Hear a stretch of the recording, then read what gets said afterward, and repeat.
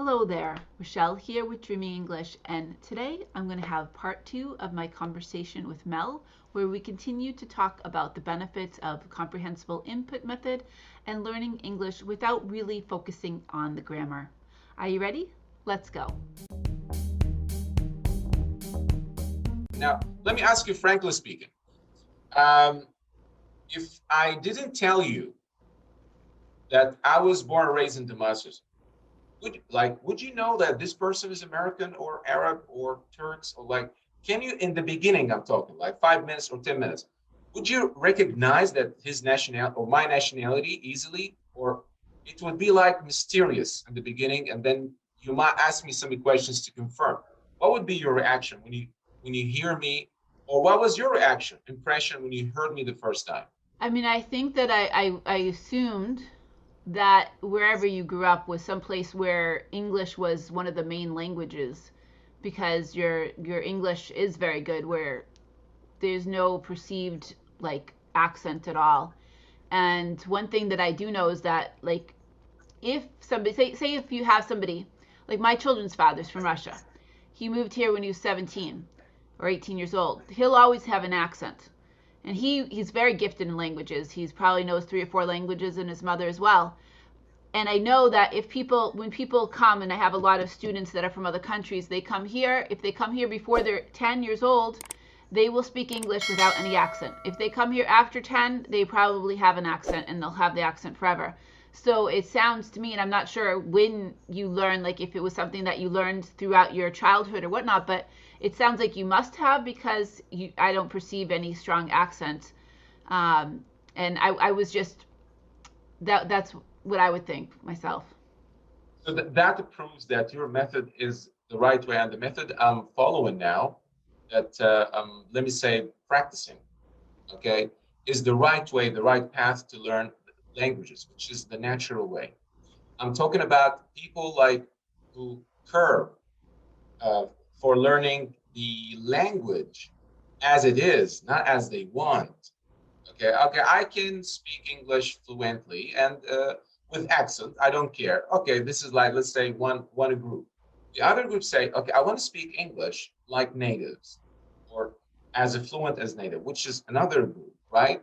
So let's say here that if you are communicating correctly, you have achieved something big, right? But you still have something in you saying, well, I need more. I speak English, but I'm not satisfied with this result. I want to reach this milestone, this level that I feel myself equivalent or somehow close to native speakers, right? So this is another, let's say, another level, another, let's say, dimension, let's say, that you have to really fight for. You have to really be obsessed and work hard every single moment to reach it. It's not impossible. Of course not, right? Mm-hmm. So I'm given, I hope, I guess, and with my colleagues, I've met a lot of people who speak English fluently, like native speakers, and they haven't been in the United States or other speaking English countries, and they are the hope for learners to become fluent as they want. But unfortunately, for some educators, when they focus on the grammar and the grammatical, or the basic grammatical structure, and they demotivate indirectly the learners. They demotivate them by, let's say, piled input of grammar and exercises, and if you don't speak grammatically correct, that means your English is weak. So what I'm saying, my message to them, if anybody say your English is not perfect, you tell them, mind your own business. I'm communicating. You That's communicate enough. exactly. And I think to That's myself, it. This is the basic level, and if you speak English fluently like native speaker likes, with mistakes, my opinion, you're not better, but actually those who learn the grammars before and they speak English fluently, grammatically right, what have you. But They are not close to native English speakers as accent I'm talking here. So you are kind of better than them because in the United States, even like I think and I believe I've heard a lot of even TV hosts made tons of grammatical mistakes. They say he do sometimes like he don't and stuff. You know, it's normal for them because It's absolutely, they are absolutely. speaking informally. And you know, if someone heard it in some countries, I mean developing countries, and they are learning that he doesn't stuff out, that's a mistake. Of course, it's a mistake according to grammar, but according to communication, it's not. It's not You exactly. see, he is just communicating with his audience, and everybody understands him. So that's the point. You see what I'm saying? So it's pointless to say that those who speak ungrammatically, so and without the basic structure, and they have a problem here, they are bad, let's say, learners. They're not. They're learning. They might be better than you because they are learning the core of the language. In the beginning, you make tons of mistakes to learn, and you go on and on and on, and then you might correct them in the future. You might like add them to your let's say background, grammatical background, and like day by day you would become great.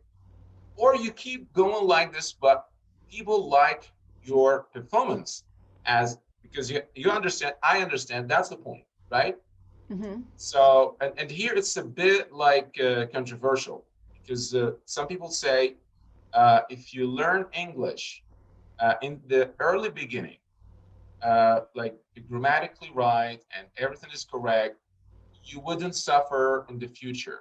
And others say you got to focus on fluency, not accuracy in the beginning. So what's your like perspective, according to you, like your point of view? I What mean, do you think? Is it so important to learn to become fluent in the beginning or accurate? What do you believe in? I think fluent. I mean, think about the babies. Like we're not babies are not learning the verb and the dangling participle and all those things.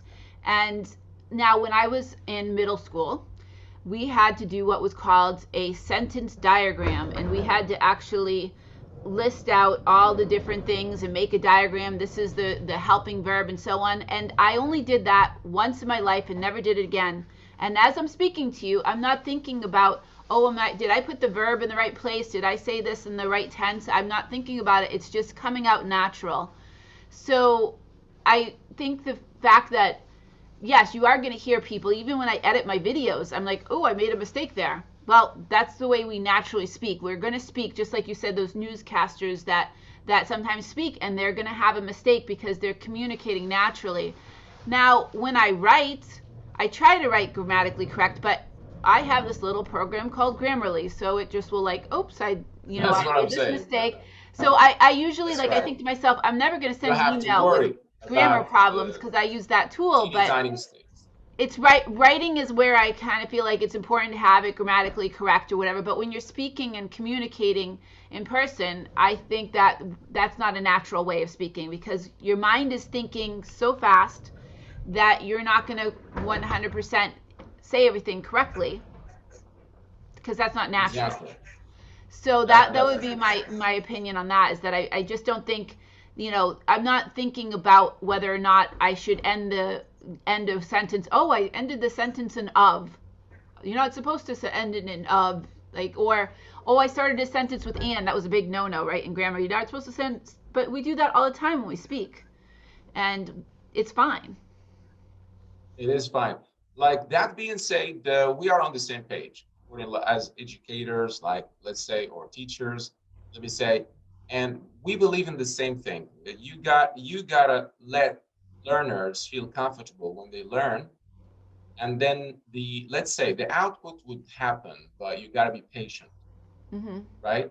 So you just like have to inject them with the right, let's say, doses, I call it, with the right dose that, okay, today, if you just communicate, use your body language, use your facial gestures and signs, and just communicate first. And day by day, you are like, let's say, display to them and they are highly exposed to English in your classroom, like let me say face to face or online. Hmm. So they acquire, but they don't know.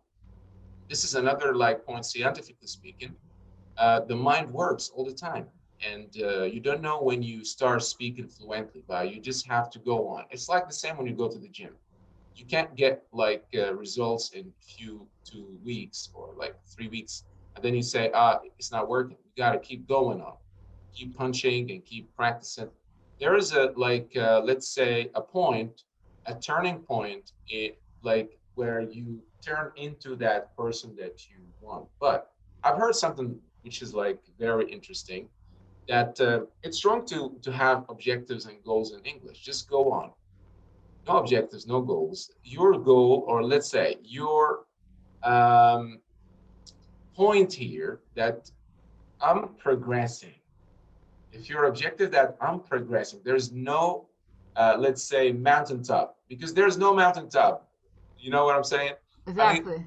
okay, you get this mount. What kind of mountaintop I want? You know, like to know the whole dictionary, to read the whole dictionary and know all vocabularies in the dictionary. This is not a mountaintop.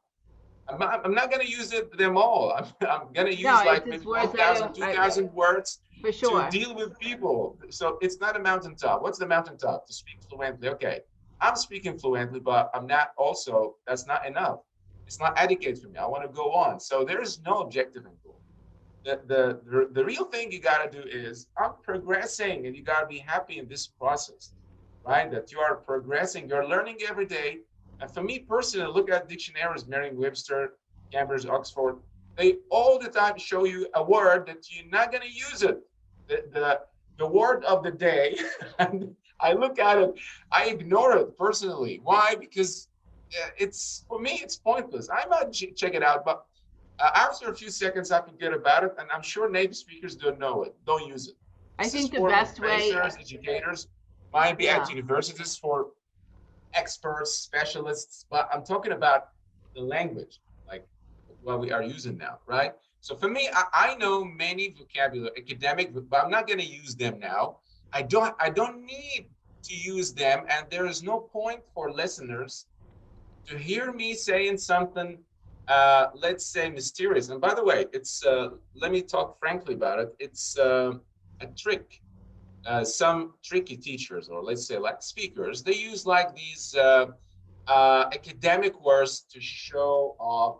Look at me, I know words that you don't know. hmm And this is like idiocy by definition, because people like don't feel happy to hear you saying something they don't understand, because you're not communicating with them. It's like you are raising yourself to that, you know, level that I'm above you and you are beneath my knowledge. So this is also kind of, let's say, I don't want to say like they're being egotistical by this or narcissist. No, this is something else. But they try to show off that I know words more than you. However, this is also not a great mountaintop. The real mountaintop is I can communicate with all, okay, regardless their age and knowledge. People understand me. Okay, I'm not going to talk about politics now, but because I believe like the really good politicians who know how to communicate with everybody, right? I mean, the yeah, same for the good speaker, the good presenter. He is understood. She is understood by everybody around. They understand the language, and that's the message would be hmm delivered easily to them. So the more you, uh, let's say, simplify, the better result you get, right? The better people would love listening to you. And when you complicate it, okay, and people don't understand, this is not a good impact on them. So they might, escape or run away or say, "Oh, this is so difficult. How, like for me, the question, how can I become language? It's so difficult." So they might be demotivated and turn their back on you and leave and never think about learning this language or this subject, let's say. But when you simplify it to them, that simplified method, and you show them, look at me, I'm just communicating, it's easy peasy, and we can learn it together. It's not, oh, they love it. You're helping them to learn, to become like what they want. So there's no point to use academic, difficult words, especially with learners, unless you are teaching academic learners, like you are teaching them some subjects at universities or some educational purposes. This is something else, but I'm talking about talking to people in general, right? So Absolutely. sometimes I criticize some teachers, educators, and I'm tough when it comes to this point. Like, why are you using these academic words now? Are you showing off, or are you showing like eloquency? And we can do the same, but your purpose is to convey your message, not to make it look at me. I'm speaking like academically, professionally correct and stuff, you know? So this is a point that I've noticed also in your channel, Dream in English, that you're like speaking like not just easy English, but lovely, let's say, lovely terms and the daily, uh, let's say, words that you use that people would understand with a photo, with a gesture in your house, cooking stuff. So, do you think this your channel, Dream in English, is a revolutionary channel, revolutionary like educational channel that you'd like to change the traditional methods of teaching, or it's just a way that, or the way you believe it's better for learners, and you are following that way, and you just want to convey the message that there are many ways of I mean, teaching and yeah, learning. it's a good question. I do think it is like a different way, maybe revolutionary, like definitely not a brand new theory. As I said, the comprehensible input method has been around since the 1970s, so that was like slightly before I was born. But no, not many people are doing this. And I've had people like somebody else that I've had a conversation with, and he teaches English, and he's like, "Oh, well, you should teach them this listen and repeat, or you should teach the grammar." And I was like, I said to him, "You know what? That's not what I want to do. That's not what I believe in. That's not how I learn. All the times that I studied grammar for Spanish, it didn't get me to be any better speaker for Spanish. And I think the best way is to listen, listen, listen, to read when you can, when you finally get a chance to be able to listen enough. And by listening, I not mean like 10 hours or 15 hours, but I mean hundreds or thousands of hours of exposing yourself to the language, where then you go to read. And by reading and listening to the language, that's when you're going to get an idea for the proper grammar, just because you're going to know it doesn't sound natural. So if I say something, I'm going to like, oh, that doesn't sound right. And that's how I think the best way of learning how the language should be is by learning how it naturally should sound.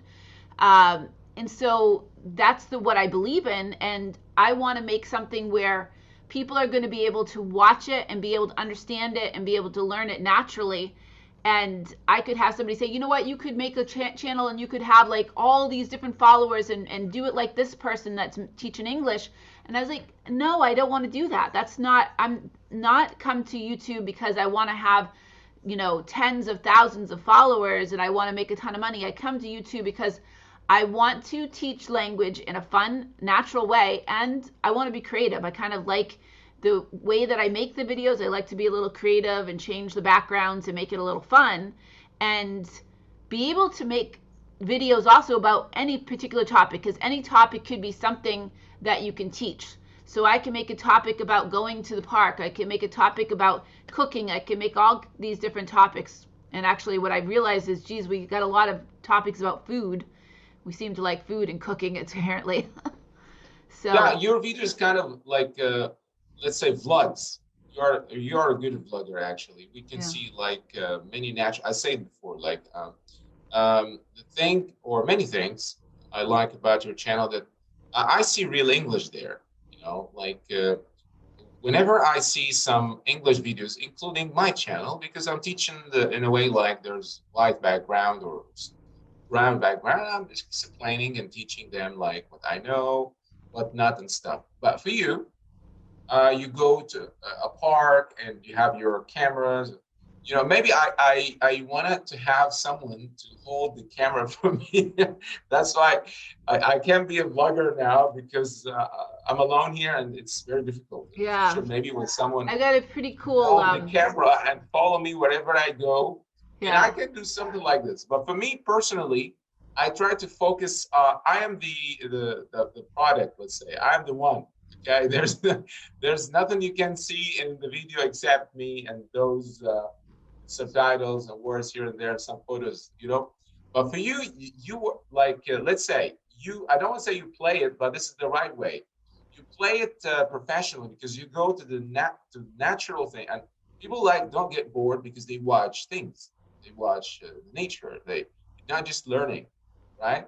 Plus, yeah, they see what's going on around you. Maybe birds, some animals. They enjoy watching this, and they learn, but they yeah. don't know they are learning, right? So, if you have, like, my point of view, of course, if you add some words and subtitles to your video related to target words you want, in my opinion, maybe I'm wrong, but that would make the video, like, you will hit two birds in one stone. First, it's so fun, people enjoy it, and then you focus on some target words, 5, 6 words, those target words. So that might be, let's say, a great idea. Or, of course, like, you know what you have to do. But for me, like, I enjoy the video, and I like learners to focus on some target words you are saying. And if we now, let's say, combine your way with my way, okay, I'm showing sometimes words here and there and Hmm. focus on these target words. If we combine, I gotta go outside to make some vlogs and make more, like, fun videos. And I think maybe you will, like, comment after. You should add some target words, and by combining these two ways together, our videos would be better for viewers. What do you think? Well, I struggle with that because, like, one of the thing with the comprehensible input method is they say, don't don't put words, don't put.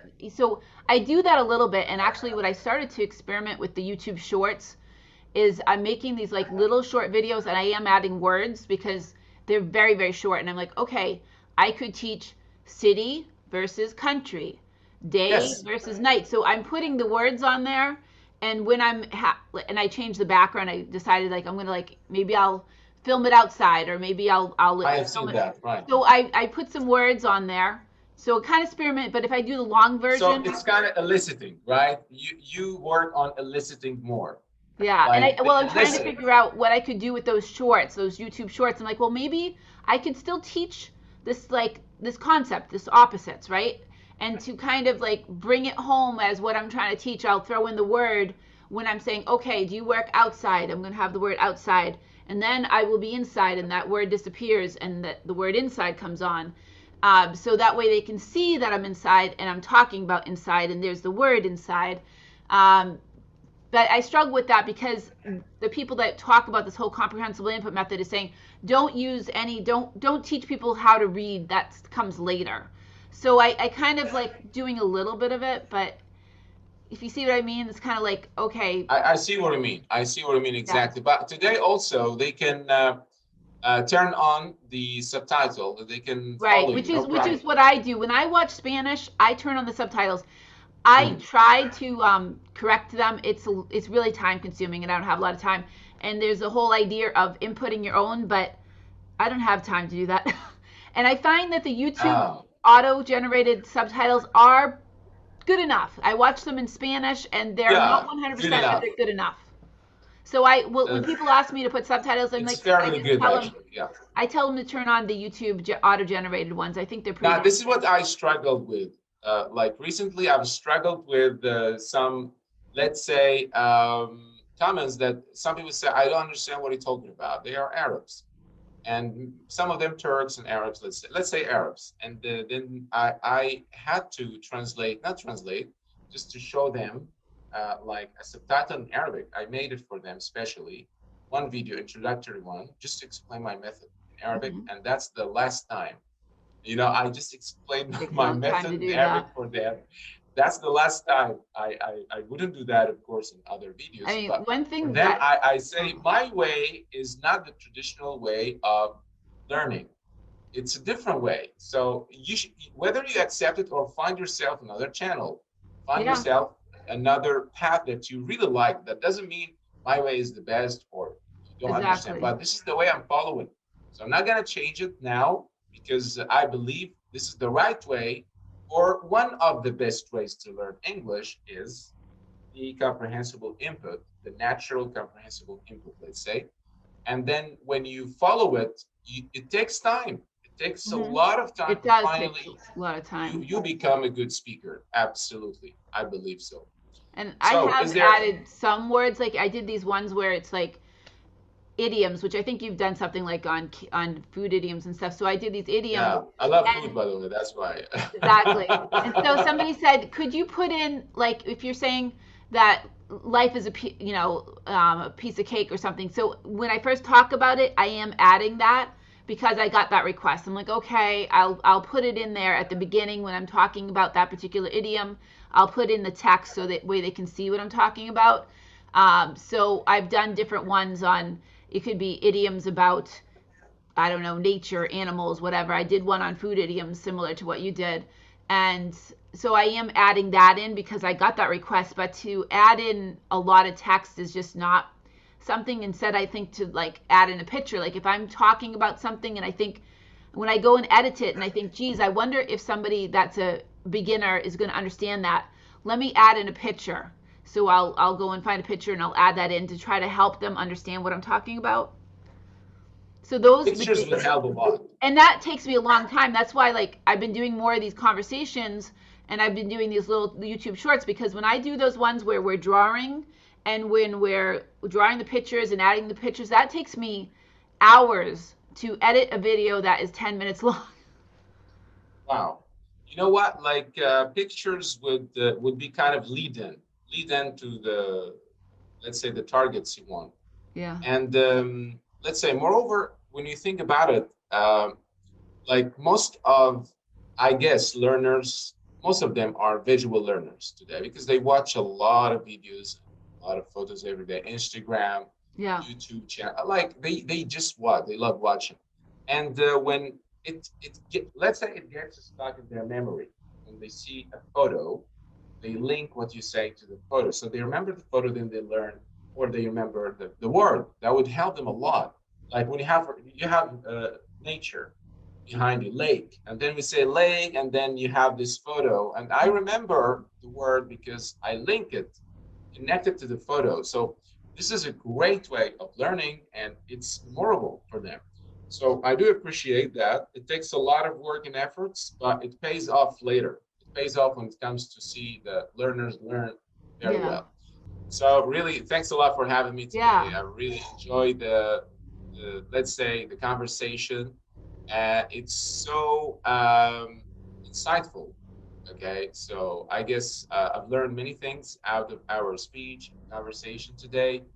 It's a great idea to have some people like talking about their methods and maybe students, learners, teachers. This is a platform in the future, I guess, would be one of the most important platforms for original, authentic, natural uh, English learning. And I guess you are helping a lot of people. And I hope I'm doing the same thing, right? Mhm. Uh, so the last thing, it's my honor and pleasure to speak with you today, and hopefully in the future we can do something more and more to help people learn English naturally, easily, and correctly. Absolutely. I'd absolutely love to talk further and enjoyed the conversation as well. And we do have very many similar ideas on how we teach for sure. A So, lot of common grounds, right? yeah. Well, thank you. Thank you so much. Appreciate it. Good luck. All right. See you Thank you. guys. See everybody. See you. Take Bye-bye. care. Take care.